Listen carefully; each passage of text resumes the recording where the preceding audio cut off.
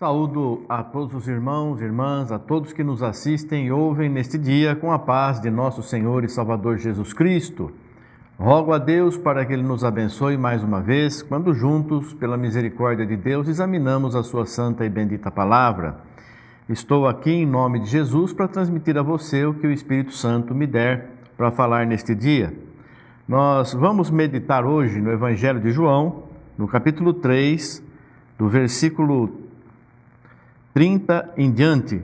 A palavra de Deus diz assim: o apóstolo João Batista estava anunciando a vinda do Messias e batizava, e quando ele deu um testemunho, ele disse assim, quando falaram de Jesus para ele, que Jesus estava batizando, diz assim: é necessário que ele cresça e que eu diminua. Aqui João está falando dele e de Cristo. Aquele que vem de cima é sobre todos, aquele que vem da terra é da terra e fala da terra, aquele que vem do céu é sobre todos. E aquilo que ele viu e ouviu, isso testifica, e ninguém aceita o seu testemunho.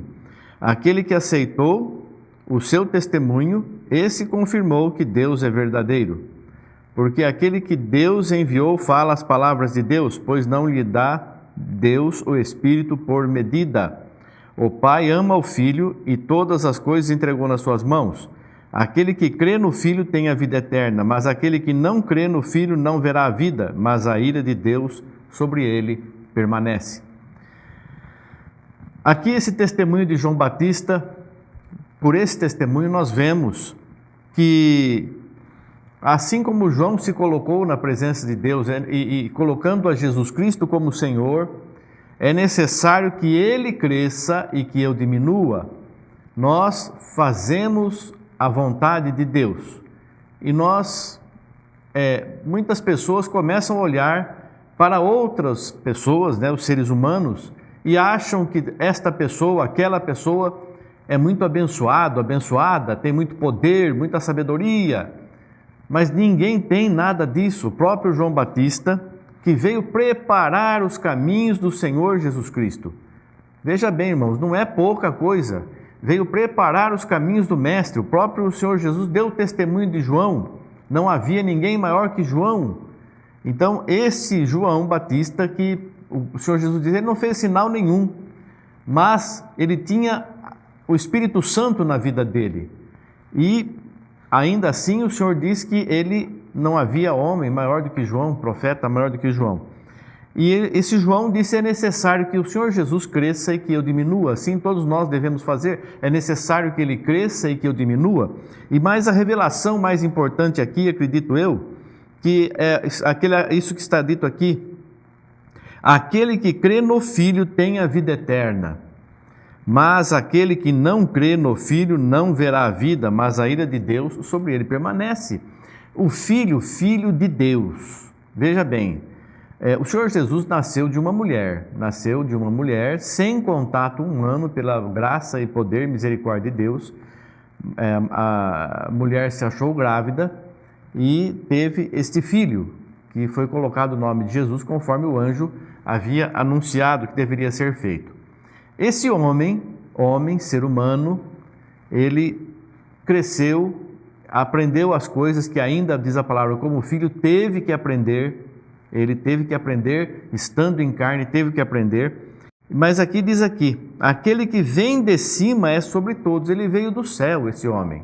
Não a carne, mas o Espírito que Deus colocou naquela vida, como nós temos corpo, alma e Espírito. Aquele Espírito que estava em Cristo, ele era aquela luz que havia sido criada a primeira criação de Deus. E o Senhor Jesus, o Cristo, o ungido de Deus, ele ora: Pai, aquela glória que eu tinha contigo antes da fundação do mundo.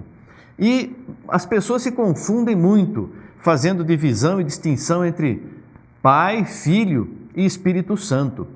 Deus é único, é um só, não tem Deus em três pessoas ou três manifestações de Deus. Deus é único, ninguém jamais viu a Deus. Deus é Espírito e Deus preenche os céus e a terra. Não tem outro Deus, há outra rocha? Não tem outra rocha que eu conheço. Há outro Deus? Não tem, é só um. E esse Deus criou todas as coisas. E ele é glorificado no Filho dele, um filho terreno, carnal. O que veio do céu foi uma criação de Deus chamada o Verbo. Luz, Deus criou a luz e esta luz chamada o Verbo veio e o Verbo se fez carne e habitou entre nós. O Verbo, não Deus. Deus não se faz carne, Ele não vai abandonar o céu, Ele não vai se sujeitar a ser tentado. Deus não pode ser tentado por ninguém. Deus não morre, Deus não se sujeita a nada. Que casa vocês vão me construir? Quer dizer, nós somos o templo de Deus, não um ser em especial. Cristo recebeu o Espírito sem medida, conforme ele diz aqui. Porque aquele que Deus enviou, não é que Deus se fez homem. Deus enviou, aquele que Deus enviou fala as palavras de Deus, pois não lhe dá Deus o Espírito por medida. Deus deu para o Filho toda a graça, todo o poder, todo o Espírito, ainda assim limitado. Porque quando perguntaram a Cristo quando seriam essas coisas, ele diz assim: ninguém sabe o dia nem a hora, nem o Filho, só o Pai. Então haviam certas coisas, existiam certas coisas que Cristo em carne, ele não sabia. Quando ele foi crucificado, morreu, foi sepultado, ressuscitou ao terceiro dia, foi vitorioso, venceu a morte. O último inimigo a ser vencido, a morte, ele venceu a morte. Ressurgiu vivo em carne, senão ele não teria vencido a morte, ressurgiu em carne e depois de 40 dias subiu ao céu, agora já em espírito, porque a carne e o sangue não herdam do reino dos céus. Então, nós vemos aqui que em espírito agora, quando ele diz aos apóstolos, depois da ressurreição, é-me dado todo o poder nos céus e na terra, então ali ele passou a conhecer tudo e saber tudo, nada mais estava encoberto a ele. Mas enquanto esteve aqui, o Pai não lhe deu o Espírito por medida, deu tudo o que ele queria, o Pai deu, mas é o Pai, é o Deus Todo-Poderoso, Criador dos céus e da terra, e fez com que em Cristo habitasse o poder dele. E a palavra chega a tal ponto nos instruir e ensinar que aquele que não crê no Filho, não crê em Jesus, não tem a vida eterna. Agora a gente pensa assim, muitas pessoas podem pensar, mas eu creio em Jesus, eu creio, eu faço as obras que o Senhor Jesus ensinou. Será que, vamos examinar, vamos ver se nós cremos mesmo no Senhor Jesus? Ele diz assim que ele não é Deus, eu e o Pai somos um, ele fala. Assim como eu tenho que dizer isso, você tem que dizer isso também. Eu e o Pai somos um, porque o Pai também habita em mim, como ele habitou em Cristo, não com toda essa plenitude aqui, o Espírito sem medida. Não, eu tenho a medida da graça de Deus em minha vida, como todos nós temos, mas em Cristo o Espírito foi dado sem medida, não lhe dá a Deus o Espírito por medida.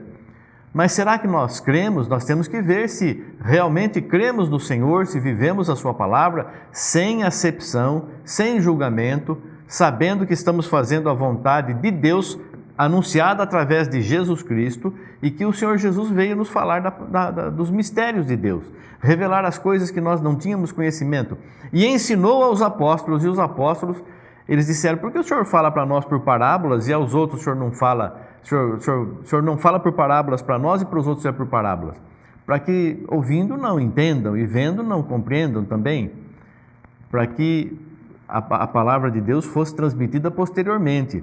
Então Deus escolheu 12, um traiu e colocou outro no lugar depois, o apóstolo Paulo, e aí a palavra é anunciada a tal ponto que a igreja está fundamentada na doutrina dos apóstolos, no ensinamento dos apóstolos, e eles ensinaram Jesus Cristo como ninguém havia feito.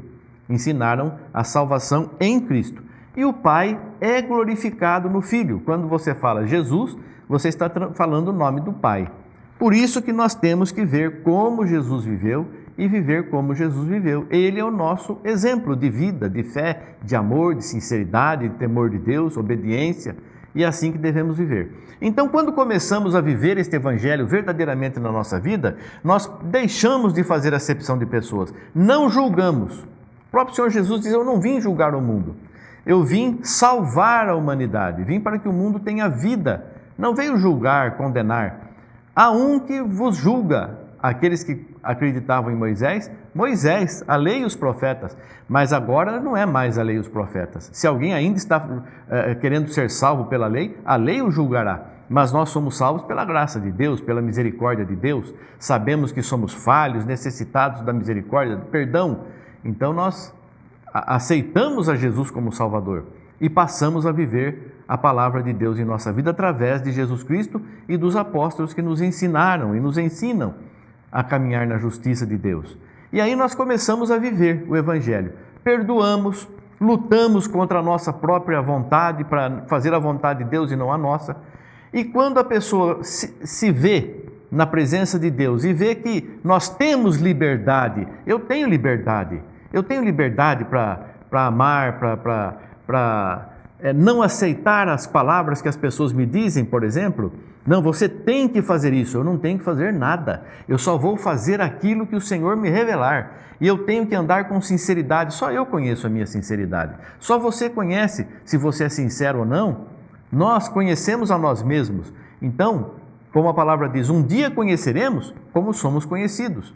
Então nós um dia vamos conhecer, não conhecemos tudo hoje, por isso temos que suportar as mazelas, os erros, os enganos das outras pessoas. Temos que suportar uns aos outros. Suportar, uma vez uma pessoa escreveu que suportar é ajudar. Suportar é colocar um suporte e ajudar. Não é não. Suportar pode ser isso também, mas o texto exato, o sentido exato da palavra suportar, significa assim, tolerar, ajudar, socorrer, não apontar o dedo, não julgar segundo a tua fé, porque a tua fé não é modelo para nada. A nossa fé é baseada na fé do Senhor Jesus Cristo. Nós temos como modelo a fé do Senhor Jesus, que andou sobre as águas, ressuscitou aos mortos, deu visão aos cegos, curou os enfermos, fez maravilhas e maravilhas pela fé, pelo amor. Ele é o nosso exemplo, Ele é a nossa luz, Ele é a luz que ilumina o nosso caminho. Então, quando você começa a receber essa luz em tua vida, você começa a compreender, não tem ninguém igual a Jesus. Não tem. Não existe uma igreja que eu possa dizer, esta igreja é uma maravilha. Não, igreja é você. Ele nos ensinou isso. Não existia denominação. Durante muitos anos, depois da partida do Senhor, depois que Ele subiu ao céu, os apóstolos não montaram igreja nenhuma, não fundaram igreja nenhuma, anunciavam a palavra, e os cristãos, como começaram a ser chamados, aquelas pessoas começaram a ser chamadas de cristãos porque seguiam a Cristo, começavam a se reunir em lugares, mas ninguém ficava julgando ninguém.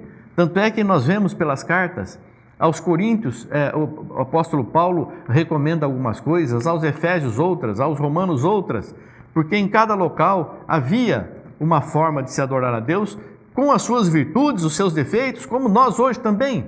Então nós temos que deixar essa luz brilhar em nós. O Senhor Jesus Cristo é o nosso modelo, Ele é o tudo em nossa vida. Não fique confiado em homens, em poderes humanos, em sabedoria humana, mas no Senhor Jesus, porque aquele que confia no Senhor, crê no Senhor, quem crê confia e obedece. Aquele que crê no Filho, que é Jesus Cristo, esse tem vida eterna. Mas aquele que não confia no Filho, não tem a vida eterna, mas a ira de Deus sobre ele permanece. Então, que o amor de Deus, a graça de Deus esteja em tua vida, pela tua dedicação em viver Jesus Cristo na tua vida, no teu dia a dia, pelo teu amor por Jesus Cristo e pelo teu amor por toda a humanidade. Então assim nós oramos também, que Deus nos abençoe, sejamos sempre cheios do Espírito Santo dele, para que nós possamos compreender a maravilha que é Deus, o amor que é Deus, e assim vamos vivendo, fazendo a vontade de Deus e imitando, seguindo, servindo, como Jesus Cristo fez. Ele é o nosso exemplo e Salvador, Ele nos comprou, somos dele, graças a Deus. Deus te abençoe, lhe dê compreensão da sua santa e bendita palavra e que a graça de Deus, a vida eterna esteja na tua vida. Mas, que se existe alguma coisa ainda, vamos nos arrepender, vamos consertar e obedecer. Que Deus abençoe você e toda a tua casa, em nome de Jesus Cristo. Amém. Graças a Deus. Obrigado, Senhor. Amém. Amém.